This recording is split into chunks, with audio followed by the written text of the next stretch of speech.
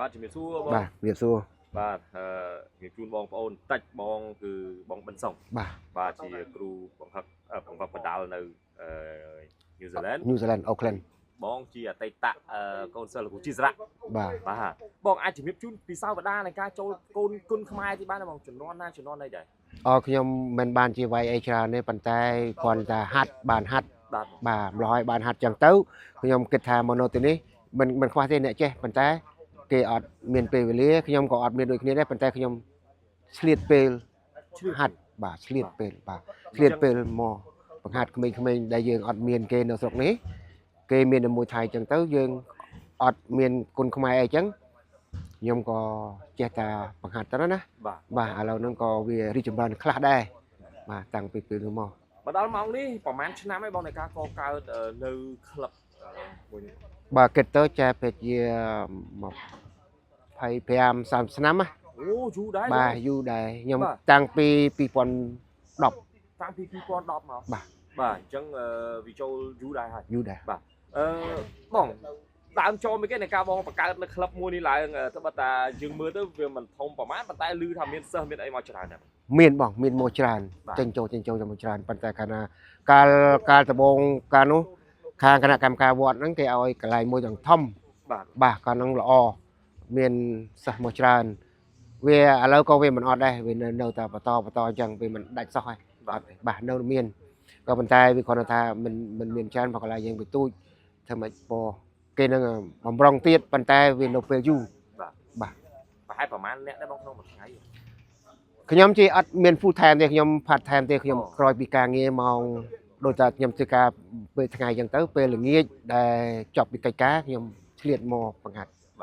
តែសិស្សក្នុងនេះប្រហែលប្រហែលអ្នកដែរបង20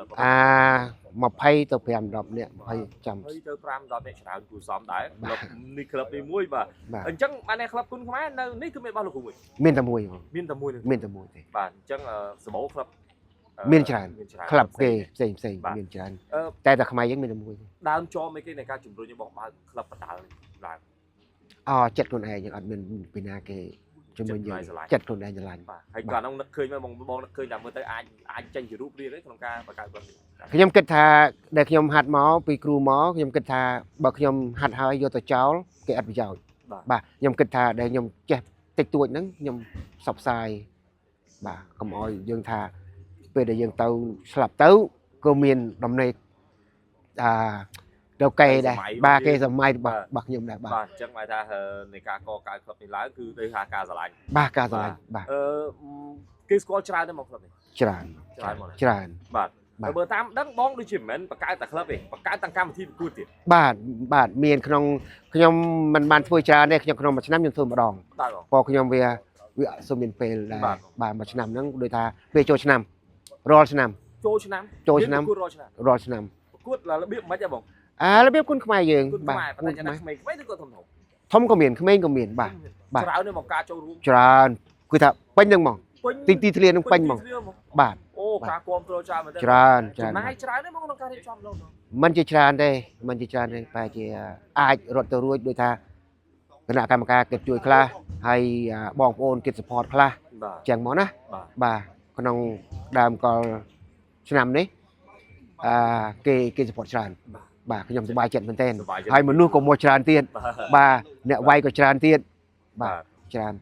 បងមានគម្រោងក្នុងការពង្រីកក្លឹបនេះឲ្យកាន់តែធំជាងនេះបន្ថែមទៀតទេបងនៅថ្ងៃណាខ្ញុំអត់ហ៊ានថាដែរព្រោះខ្ញុំវាអត់មានថវិកាបាទចាំមើលតាគណៈកម្មការគេអាចមានលទ្ធភាពព្រោះយើងពឹងទៅលើគណៈកម្មការច្រើនពេកក៏វាអត់កើតដែរព្រោះក្នុងវត្តគេពងសាងសង់បាទសាងសង់តែចំណាយក្នុងការសាងសង់បាទចំណាយក្នុងការសាងសង់ប៉ុន្តែមានលេខឬដំណឹងនៅបងថានឹងគណៈកម្មការលោកជួយឬក៏ខាងសមាគមយើងនៅការជួយគេជួយយើងបាទគេជួយឲ្យ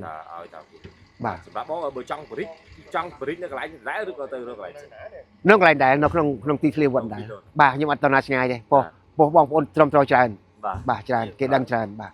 ជឿនេះបងសម្រាប់អតីតកីឡាករយើងឬក៏អ្នកធ្លាប់ហាត់គាត់អីគាត់មករស់នៅយូហ្សេឡង់ច្រើនបាទប៉ុន្តែគ្នាអត់មានពេលអូហូបាទគ្នាអត់មានពេលធ្វើការបាទអរគុណច្រើនបងបាទអរគុណ